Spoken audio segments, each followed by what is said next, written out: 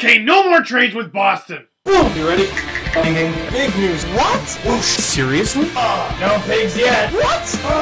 What was he doing? Wow. Bring them on. Beautiful.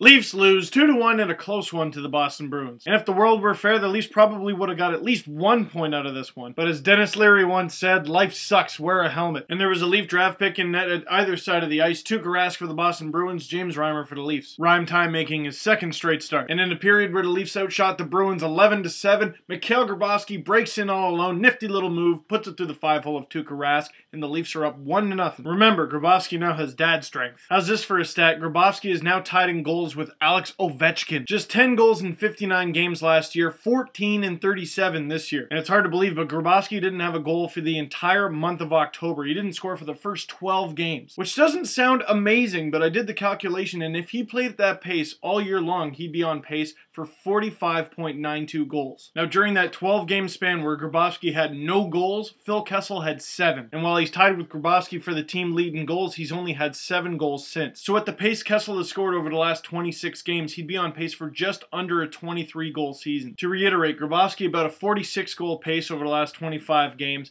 Phil Kessel a 23-goal pace over the last 26. And I hate to put pressure on one specific player, I don't think that's fair. There's 18 players and 2 goalies in every game, but Phil Kessel's got to be the guy. And you know what? Kessel actually had a great game. He attacked Seidenberg, avoided Chara, and got 8 shots off. Yet still no goals unless you count the shootout one in 9 games against the Bruins as a Leaf. Shifting some attention here, James Reimer has played great, but allowing 17 shots in 1 period, that's the second period, against him or any goalie is insane. That's a lot of flying rubber. And that's exactly the amount of shots the Bruins got on net in the second. And you look at that stat and you go, wow, how many penalties did the Leafs take in the second? 1, Clark MacArthur, and they killed it off. Instead, Nathan Horton completely taking over a shift, scoring a goal on a largely single-handed effort, did get the assist from Dennis Seidenberg, who had a really tough game against Phil Kessel. Can't catch a break! Then Mark Savard, Savvy as the Bruins fans like to call him, with a point blast, his second of the season. That gets past Reimer, and the Leafs are now down 2-1. Leafs outshot 17-8 in the second. So how do they respond? Leafs get 18 shots in the third period, but Tuukka Rask save after save after save. Serenity now, serenity now. Probably the highlight of the game, Phil Kessel comes in, takes a shot, Rask stops it, Bos2 with the rebound, unbelievable arm save by Rask. And like the Carolina game, the Leafs don't get a single point when they probably should have got at least 1. And if you had to find a positive from this game, James Reimer stopping 31 of 33 shots. Actually, get this, he stopped 67 of 70 shots this season. And Ron Wilson got pretty mad when a reporter asked about plans to send Reimer back down. Even when Jaguar returns, I don't know, man, those are hard numbers to send back down. And staying with the Marlies, what have you guys been screaming for? We need a face-off guy! And because someone on TV referred to one guy in particular, every time the Leafs lose, I'm going to refer to him and him alone. Without naming names, of course. But Daryl Boyce winning 12 of 15 face-offs in this one. And of course, Luke Schenn getting the Leafs' only assist in this one, having another solid game this season, tied for second on the Leafs in shifts this game with 31. But of course, some of the frustration from this loss offset because Canada is heading to the gold medal game in the World Juniors. That's right! Wait, did you just talk about good news in one of these videos? Doing the Leafs Space live chat for this game and being at Real Sports, I got to watch both the Leafs and Canada play. Were you one of the people turning your heads between TVs? Flickety flick back and forth? Which did you have your eye on more? In question of the game, no doubt Phil Kessel was struggling, but he had 8 shots in this one. What does he got to do to get back on track? Better decision making? Different line mates? And here's an interesting thought on that. The Kuhlman, Grabovski, MacArthur line has been the Leafs' steadiest offensive line this year. Straight up, they just get the job done. But while they're getting it done, the other lines are struggling to score and the Leafs are still losing. So by splitting up that line, one of 2 things will happen. 1, the scoring will spread out and the Leafs will win a few more games. Or 2, they'll lose, which they've been doing anyway. Food for thought. One last thing in this game, I was at a Marlies practice at some point last season and I took a video that I had long forgotten about.